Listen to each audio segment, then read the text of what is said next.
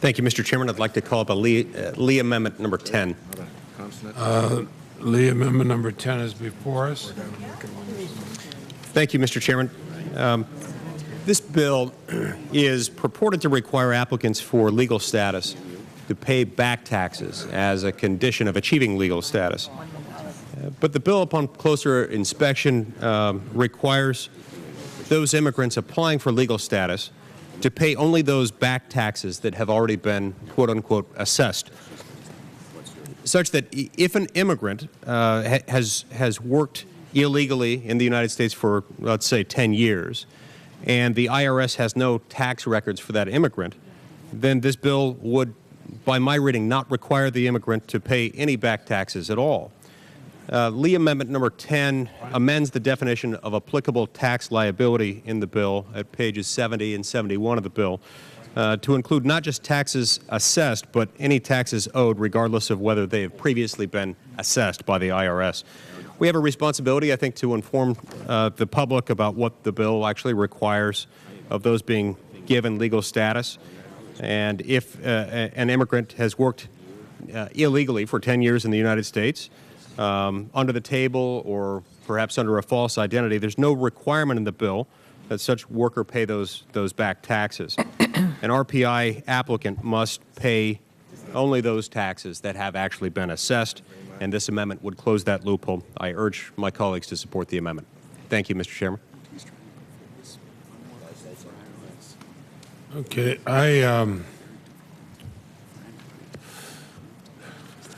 normally I'd be concerned that this is really in the jurisdiction of the Finance Committee, but if Senator Hatch were here, as a ranking member, we could ask him. But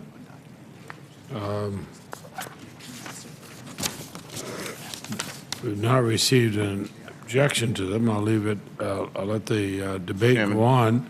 Senator Schumer. Yeah, Mr. Chairman. I understand what Senator Lee is getting at. I know Senator Hatch, who's on the Finance Committee, has some ideas in this regard too.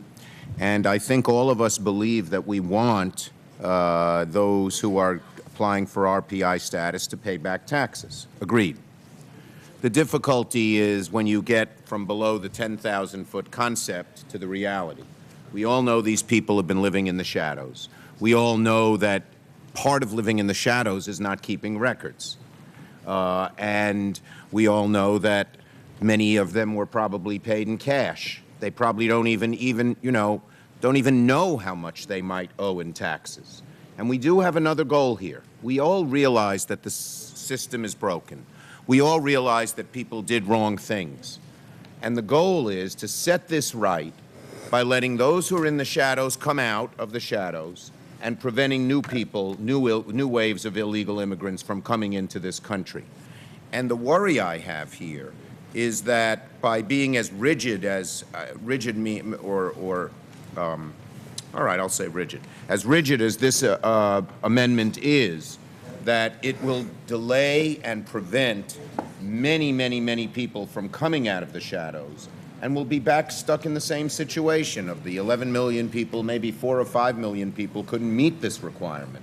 And so what I'd like to do, along with, I've talked to Senator Hatch about this in our discussions, and what I'd like to do is try and come up with something on the floor that might meet both goals, that would allow illegal immigrants who owe back taxes to pay them, but in a practical way that doesn't deter people from coming out of the shadows, coming forward, and being able to be here legally. Mr. Chairman?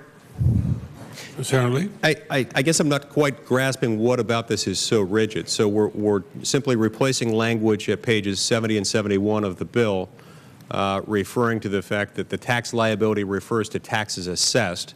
We're replacing it with language that doesn't require that language of assessed. It still leaves pretty broad administrative flexibility on the part of our revenue collection agency. As I read it, Joe Wilson, illegal immigrant, comes forward.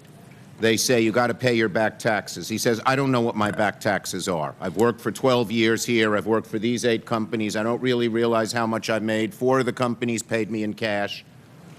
What do we do? There's no easy answer to that question, and yet That doesn't mean that the answer is that we have to make it a very narrow definition of assessed. The Senators just yield for a moment.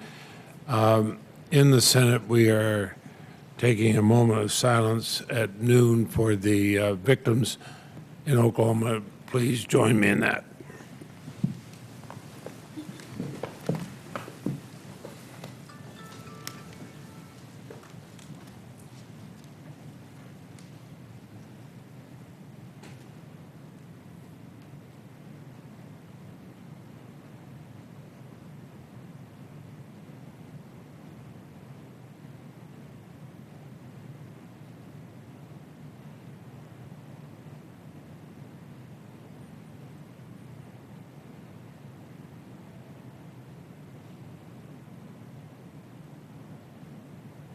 Thank you all. For those, I know we have senators in this committee who come from states that are not infrequently visited by tornadoes, and for them, but also for those of us who are not from such states, nobody can watch the devastation, hear what the people are saying there, from the governor on through the first responders, parents who've lost children, others, without our hearts going out to them. So I appreciate that, and certainly I appreciate you yielding for us to do that. And the floor is yours. Sure. My point was there's nothing particularly rigid about this. All this says is that we should retreat from the point that says it has to have been assessed. Nonetheless, I understand the concern, and I'd be willing to submit this for a voice vote, Mr. Chairman. Senator Lee, can I ask a question? Sure. It seems to me you're not requiring that the government investigate everybody that applies for RPI status.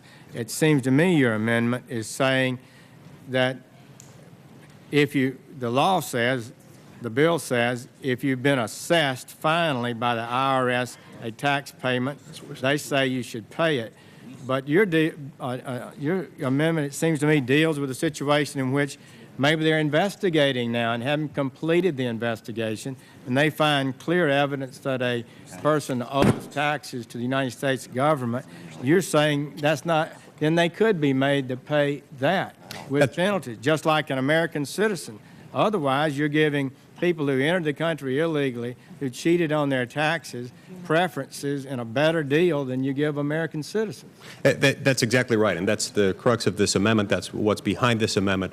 To the extent the concern is with being too rigid, then the existing unamended bill is too rigid, because the existing unamended bill doesn't even give discretion in the IRS to try to collect those taxes unless there has previously been an assessment made. This is agnostic with regard to what they might do in any particular situation, but it takes out that rigid restriction on the IRS. So with that, Mr. Chairman, I'd be happy to submit this to a voice vote.